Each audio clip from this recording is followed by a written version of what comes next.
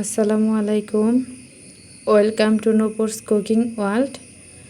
আজ আমি আপনাদের সাথে তৈরি করে দেখাবো শাহি লাচ্ছি রেসিপি। এখন আমি একটি প্যানে 1 লিটার গরুর দুধ দিয়ে দিয়েছি। এখন চুলায় বসিয়ে দিলাম। চুলাটা অন করে আমি সামান্য নেড়ে দিব। এখন আমি দিয়ে দিব 3টি এলাচ মুখ ফাটিয়ে রাখা। সামান্য নেড়ে দিব যাতে নিচে পুড়ে না যায়।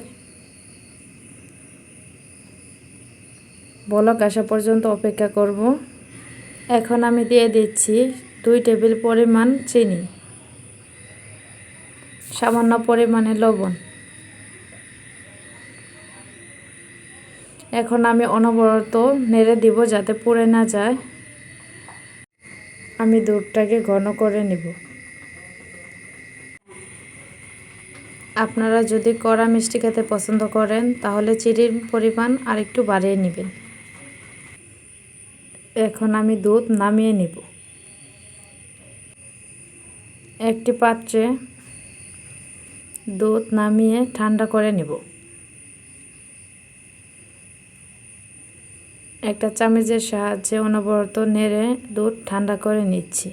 এখন আমি দুধ কিছুক্ষণের জন্য ফ্রিজে রেখে দিয়েছি। একটি ব্লেন্ডার জাগে আমি মিষ্টি দই ঢেলে নিয়েছি। এই মিষ্টি দইটা আমি ঘরেই তৈরি করে নিয়েছি। আপনারা চাইলে আমি মিষ্টি দইয়ের রেসিপিটা শেয়ার করব। এখন দিয়ে দিচ্ছি ফ্রিজ থেকে নামিয়ে রাখা দুধ। আমি এই দুধটাকে ঘন করে 1/2 লিটার করে নিয়েছি। এখন আমি কিউব করে রাখা বরফ টুকরো দিয়ে দিচ্ছি।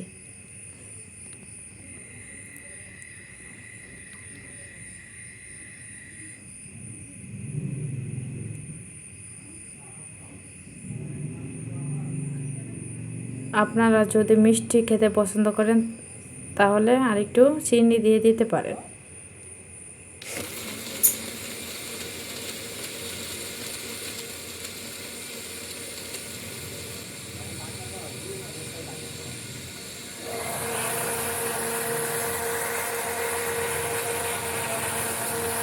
আমার লাচ্ছিটা হয়ে গেছে। এখন আমি আপনাদের পরিবেশন করে দেখাবো।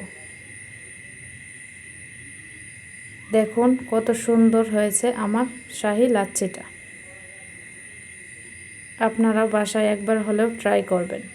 এখন আমি কুচি করে রাখা কাঠবাদাম দিয়ে দিচ্ছি।